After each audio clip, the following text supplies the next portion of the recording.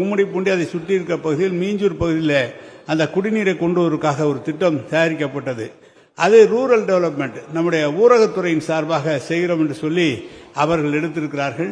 எனவேதான் நேரடியாக தேர்வாய்க்கண்டையிலிருந்து தண்ணீர் கொண்டு வருகிற பணியை அனைத்துமே ஊரக பகுதியாக இருக்கிற காரணத்தால் அவர்கள் அந்த துறையிலே அதை செய்வதற்காக எத்தனித்திருக்கிறார்கள். இடையில இப்போது புதிதாக பார்த்தீங்கன்னா இப்போ நமது ஏரியினுடைய கொள்ளளவு நம்முடைய கிட்டத்தட்ட 240 MLD கொடுத்த தண்ணீரை இன்றைக்கு 540 MLD எடுக்கிற அளவுக்கு உயர்த்தி நம்முடைய புதிய பைப்லைன்லாம் போட்டிருக்கிறார்கள். அப்படி போட்டிருக்கிற காரணத்தால் அருகில் இருக்கிற ஆவடி போன்ற நகரங்கள், நமது பூந்தமல்லி, அதே போல அங்கே அருகில் இருக்கிற நகராட்சிகளோடு இணைத்து அந்த பைப்லைன்களை எல்லை வரை கொண்டு வருகிற திட்டம் இப்போது புதிதாக ஆரம்பிக்கப்பட்டிருக்கிறது. எனவே செம்பரம்பாக்கம் ஏரியிலிருந்து இப்போது கூடுதலாக 250 MLD வருகிற காரணத்தால் அருகில் இருக்கிற நம்முடைய நகரங்களை நோக்கி அந்த தண்ணீரை திருப்பிவிட நம்முடைய முதலமைச்சர் உத்தரவு தந்திருக்கிறார். அதில் ஒரு பகுதியாக அருகிலே உங்களுக்கு அதை கொண்டு வந்து சேர்ப்பதற்குரிய விரிவான திட்ட அறிக்கையும் தயாரிக்கப்பட்டிருக்கிறது. எனவே மாண்பு உறுப்பினர்கள் சொன்னதை குடிநீரை பாதுகாக்கப்பட்ட குடிநீர் வழங்குவதற்கு அனைத்து நடவடிக்கைகள் எடுக்கப்பட்டிருக்கிறது என்பதை நான் தெரிவித்துக் கொள்கிறேன். மாண்புமிகு உறுப்பினர் கோவிந்தராஜ். அமைச்சர் அவர்களுக்கு நன்றியினை தெரிவித்துக் கொள்கிறேன். கும்மிடிப்பூண்டி ஊத்துக்கோட்டை பேரூராட்சியினுடைய மக்கள் தொகை கூடுதலாக வருவதனால் கழிவுநீர் சுத்திகரிப்பு நிலையம் கும்மிடிப்பூண்டி பேரூராட்சியில் அமைக்கப்பட வேண்டும்.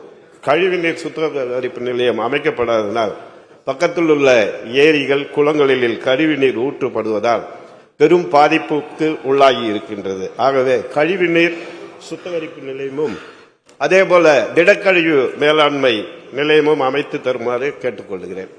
ஊத்துக்கோட்டை பேரூராட்சியானது 15 வார்டுகளை உள்ளடங்கிய வளர்ந்து வரும் பேரூராட்சி ஆகும். இங்கு 15,000 மக்களுக்கு மேல் வசிக்கின்றார்கள்.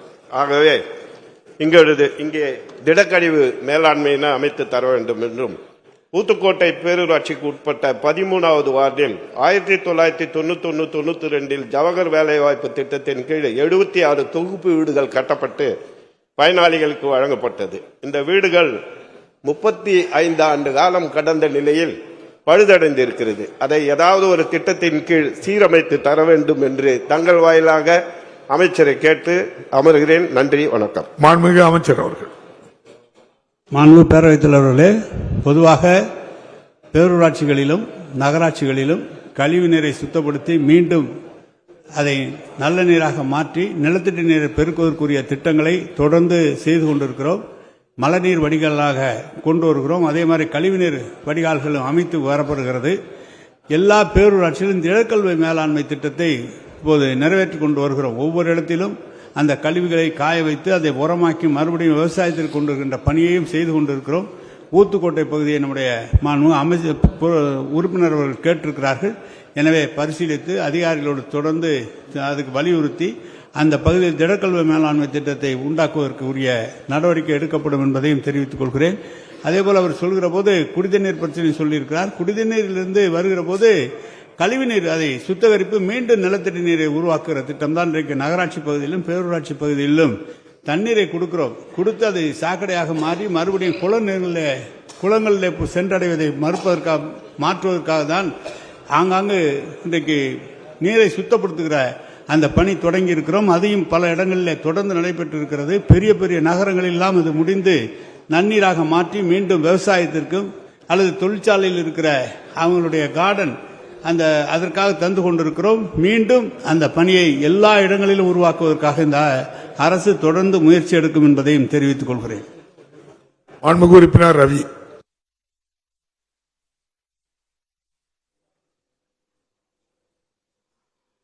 மாண்புமிகு பேரவைத் தலைவர் அவர்களே, எனது அரக்கோணம் தொகுதிக்குட்பட்ட அரக்கோணம் நகராட்சி 1958 3ஆம் நிலை நகராட்சியாகவும் 1974 2ஆம் நிலை நகராட்சியாகவும் 1984 முதல் நிலை நகராட்சியாக செயல்பட்டு வருகிறது.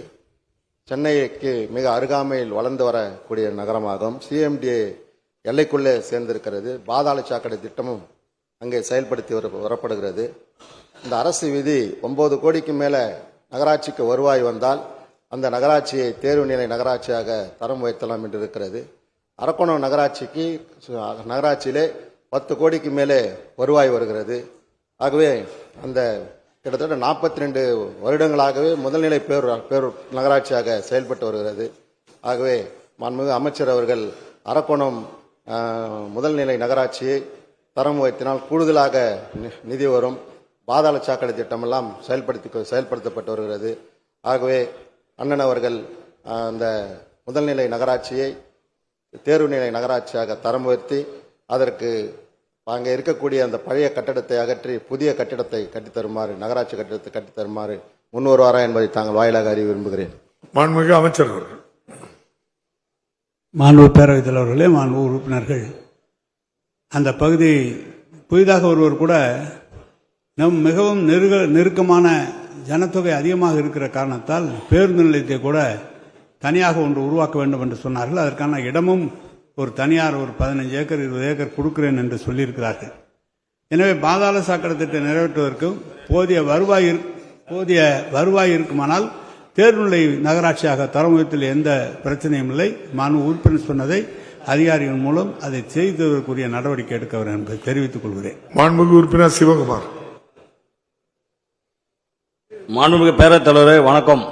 எனது மயிலம் சட்டமன்ற தொகுதியில் ஒரு நகராட்சி பேரூராட்சியில் காரணத்தினால் மயிலம் ஊராட்சியை பேரூராட்சி தர உயர்த்தப்படுமா, அதே போல இரட்டனை ஊராட்சி பேரூராட்சி தர உயர்த்தப்படுமா என்று பேரவைத் தலைவர் வாயிலாக அறிய விரும்புகிறேன்.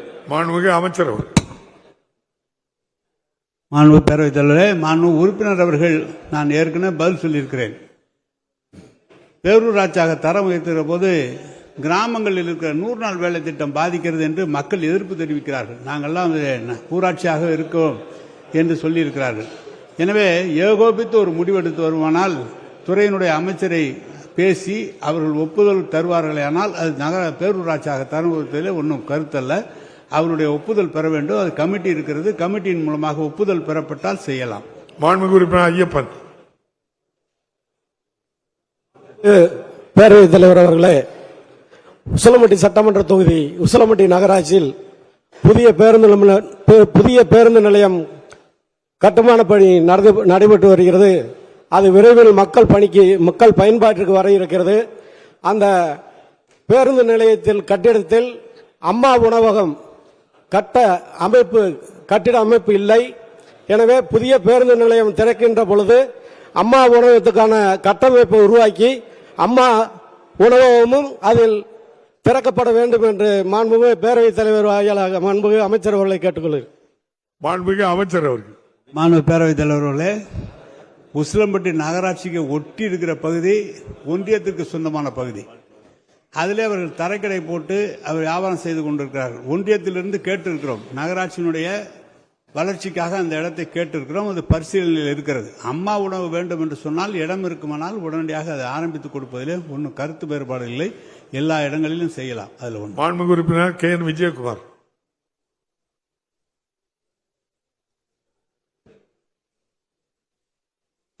மாண்புமிகு பேரவைத் தலைவர்களே, திருப்பூர் மாநகராட்சி பகுதியிலே கிட்டத்தட்ட 60 வார்டு உள்ளன. அந்த மாநகராட்சி பகுதியிலே தினமும் 650 டன் குப்பை சேகரிக்கப்படுகிறது. கிட்டத்தட்ட அந்த 40 நாட்களாக கிட்டத்தட்ட 25,000 டன்னுக்கு மேல் தேங்கியுள்ளது. அந்த தேங்கியுள்ள பகுதியிலே எல்லா பகுதியிலும் துர்நாற்றம் ஏற்படுகிறது. தீயை வைத்து விடுகிறார்கள். பல பிரச்சனைக்கு பொதுமக்கள் இடையூறாக உள்ளது. ஆகவே திருப்பூர் மாநகராட்சி பகுதியில் தேங்கியுள்ள குப்பைகளை எப்பொழுது அகற்றப்படும்? கிட்டத்தட்ட 55,000 கோடி ஈட்டி தருகிற திருப்பூர் மாநகர பகுதியில் குப்பையை எப்ப எடுக்கப்படும், அள்ளப்படுமான்னு கேட்க அதுதான் பல பகுதியில் தேங்கி கிட்டத்தட்ட 40,000 டன்னுக்கு எடுப்பார் என்று மாண்புமிகு பேரவைத் தலைவராக வாயிலாக அறிய விரும்புகிறேன். மாண்புமிகு அமைச்சர் அவர்கள். மாண்புமிகு பேரவைத் தலைவர்களே, விஜயகுமாரை ரொம்ப நேரம் நான் தேடிட்டு இருக்கேன். நாங்க எந்த வேலை செய்யறதுக்காவது நீங்க அனுமதிக்கிறீங்களா? நாங்க சொந்தமா இடம் வாங்கி நாங்க அந்த இடத்துல குப்பை கொட்டுறோம். 17 ஏக்கர் 20 ஏக்கர்னு சொல்லி அதுக்காக பணமும் அரசாங்கம் செலவு செய்ய தயாராக இருக்கிறது. அந்த குப்பையை அந்த இடத்துல வந்து கொட்டாதீங்கன்னு அங்க இருக்கிறவங்க பிரச்சனை பண்றாங்க. சரி, அரசாங்கத்தில் இருக்கிற கல்குவாரியில் அதை போய் கொட்டலாம் அப்படின்னு சொல்லி போனா அந்த பகுதியில் இருக்கிறவங்க, நம்ம பெருந்துறை பகுதியை சேர்ந்தவங்க, இது எங்க தொகுதி, இங்க வரக்கூடாதுன்றாங்க. மாண்பு அமைச்சர் சாமிநாதன் அங்கே இருக்கார். சாமிநாதன் அதுக்காக இடமெல்லாம் பார்த்து நான் அவர்கிட்ட சொன்னேன், பெரிய பிரச்சனையா இருக்குது, ரொம்ப நேரம் நீங்க அரசாங்கம் எந்த செலவு வேணாலும் செய்ய தயாராக இருக்கிறோம், இடம் மட்டும் பார்த்து கொடுங்கள், நகரத்தை விட்டு 15 கிலோமீட்டர் தள்ளி கூட இடம் இருந்தால் கூட கொடுங்கள், நாங்கள் வாங்கி அந்த இடத்துல காம்பவுண்ட் போட்டு கட்டுவதோடு மட்டுமல்ல, கோவையிலே குப்பையிலிருந்து மின்சாரம் தயாரிக்கிற திட்டம் தயாரிக்கப்படுகிறது, அதை திருப்பூரிலிருந்தே தொடங்குவதற்கு நாங்கள் அரசாங்கம் தயாராக இருக்கிறது. ஆனால் நீங்கள் நீங்க இங்க வந்து கேட்குறீங்க ஏன் குப்பையை அள்ளுறன்னு, நாங்கள் அள்ளுறோம், எங்க கொட்டுறதுன்னு நீங்க இடம் சொல்லுங்க. எங்கே போனாலும் கொட்ட விட மாட்டேங்கிறீங்க. எங்க அவர் சாமிநாதன் அவர் பகுதிக்கு வரக்கூடாதுங்கிறாரு, பெருந்துறை அவர் பகுதிக்கு வரக்கூடாதுங்கிறாரு, நீ பதில் சொல்லு. எல்லாம் வந்து ஒன்றுதான் கைத்துட்டார் சொல்லுப்பா. எனவே எனக்கு நகரத்தை தாண்டி ஒரு 15 கிலோமீட்டர் தள்ளி கூட நாங்கள் வைத்துக் கொள்ள தயாராக இருக்கிறோம். அதுவும் கொஞ்ச காலத்துக்கு தான். ஒரு 200 கோடி ரூபாய் அளவுக்கு செலவாகும் குப்பையிலிருந்து மின்சாரம் தயாரிக்கிற திட்டத்தை உருவாக்குவதற்கு. அது சென்னை, கோவை, மதுரை 3 இடங்களில் இப்போது நடைபெறுகிறது. அதை கூட முதல்ல திருப்பூரிலிருந்து ஆரம்பிக்க கூட அரசாங்கம் தயாராக இருக்கிறது. உறுப்பினர் ஒத்துழைக்க வேண்டும் என்று கேட்டுக்கொள்கிறேன்.